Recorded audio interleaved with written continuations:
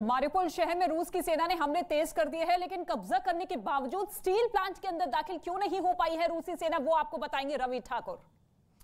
और अब आपको दिखाते हैं कि आखिरकार पूरे मारिउपोल शहर पर कब्जे के बावजूद रूसी सेना अज़ोवस्ताल स्टील प्लांट के अंदर क्यों घुस नहीं पा रही है, क्या वजह है इसके पीछे। इस स्टील प्लांट की बनावट जमीन के ऊपर स्टील प्लांट है और ये उसी स्टील प्लांट के अंदर यानी जमीन के भीतर का हिस्सा है जो एक बेसमेंट नुमा है और ये पूरे 6 फ्लोर का बना हुआ है जिसमें कई गुप्त ठिकाने और अलग अलग कमरे मौजूद हैं। अज़ोवस्ताल स्टील प्लांट के नीचे का यह हिस्सा शीत युद्ध के दौरान बनाया गया था। तब यूक्रेन सोवियत रूस का हिस्सा था। उस दौरान सोवियत रूस की अमेरिका से तनातनी चल रही थी। तब आशंका यह थी कि कहीं अमेरिका सोवियत रूस पर हमला ना कर दे, और अगर ऐसा होता है तो स्टील प्लांट के अंदर का यह ठिकाना जान बचाने के लिए सैनिकों के काम आता है। खास बात यह है कि इस खुफिया ठिकाने के अंदर बम और मिसाइलों के हमले का कोई असर नहीं हो सकता, क्योंकि जमीन के अंदर इतनी गहराई है कि किसी भी मिसाइल के लिए भेद पाना आसान नहीं है। माना जा रहा है कि इस वक्त यूक्रेन के करीब 2000 सैनिक इस स्टील प्लांट के अंदर छिपे हुए हैं। रूस की सेना इस प्लांट के अंदर इसलिए भी दाखिल नहीं हो पा रही है कि अगर वो अंदर गए तो यूक्रेनी सैनिक उन पर गोरिल्ला स्टाइल में हमला कर सकते हैं और इससे रूसी सैनिकों का बच पाना करीब करीब नामुमकिन हो जाएगा। रूस के पास इस बेसमेंट को खाली कराने के लिए एकमात्र विकल्प यह है कि वो इस बेसमेंट के अंदर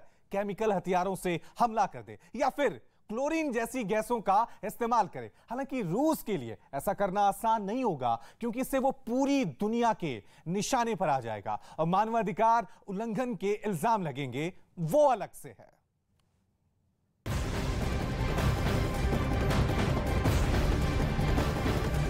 और इस वक्त एक बड़ी खबर आपको बता दें, यूक्रेन की सीमा से लगे रूस के ब्रियांस्क में तेल डिपो में आग लग गई। सामने आई तस्वीरों में ब्रियांस्क तेल डिपो से आग की ऊंची ऊंची लपटें उठती हुई दिखाई दी। तेल डिपो में लगी आग की वजह से आसमान काले रंग के धुएं से घिरा दिखाई दे रहा है।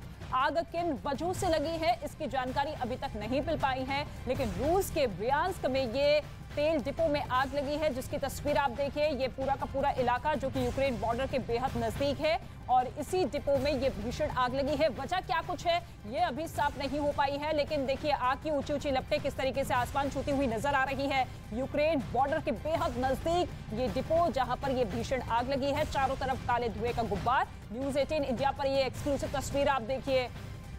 यूक्रेन बॉर्डर से सटे इस डिपो में ये भीषण आग लगी है। रूस के ब्रियांस्क तेल डिपो में ये भीषण आग लगी है। हालांकि इस पूरे मामले को लेकर अभी स्थिति साफ नहीं हो पाई है कि हमले के बाद ये आग लगी है या फिर इसके पीछे कोई और वजह है।